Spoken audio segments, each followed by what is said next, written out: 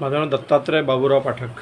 ज्यांनी सनातन संस्कृती सांभाळली आहे, ज्यांनी सनातन धर्म जोपासला आहे, ज्यांनी धर्म सांभाळला आहे, ज्यांनी देश सांभाळला आहे, अशा सक्षम नेतृत्व हे भारताचे यशस्वी प्रधानमंत्री नरेंद्र मोदी यांच्या नेतृत्वात लढत असलेल्या या नॅशनल डेमोक्रेटिक अलायन्सचे जे उमेदवार आहेत, विशेषतः नागपूर शहरातून या देशात रस्त्यांचं फार मोठं जाळं ज्यांनी पसरवलं आहे, अशा नितीनजी गडकरी यांना मी तर मत देत आहे. पण या व्यतिरिक्त माझे माझे समाज बांधव आहेत, मित्र, सहकारी, हितचिंतक किंवा ज्यांचं माझ्यावर प्रेम आहे, या सर्वांना मी या माध्यमातून विनंती करतो की ते सर्वांनी श्री नितीनजी गडकरी यांना आपलं द्यावं आणि त्यांना फार मोठ्या मताधिक्याने निवडून आणावं, अशी मी आपल्या माध्यमातून सर्व जनतेला, मतदारांना आवर्जून विनंती माझा अट्टहास आहे की त्यांना मतदान करावंच.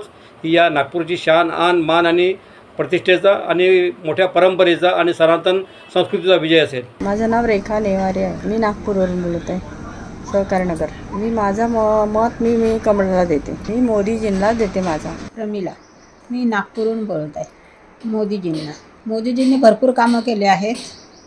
निराधार योजनांचे कामं केलेले आहेत आणि धान्य वाटप, तसंच महिलांना खूप मदत केली आहे त्यांनी.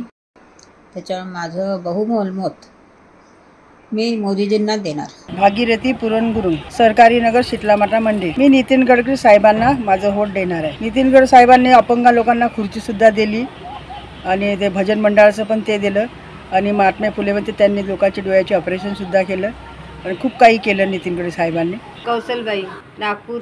जिसने रामलल्ला को लाए हैं उनको देने वाले. धन्यवाद मोदी जी, हम कमल को ही चुनेंगे. नागपूरवर भाजपाला देणार. मला 5 वर्षापासून फ्री धान्य मिळत आहे. अनीता बघेले, सहकार्य नगर. मैं कमल को ही दूंगी क्योंकि मेरे को बहुत सी योजनाओं में भी फ़ायदा. मेरे मिस्टर बीमार थे, किडनी पेशेंट थे दोनों, तो बहुत से मेरे को सहूलियत करके दवाखाने दिखाए, ये इसलिए मेरा मत कमल को ही रहेगा.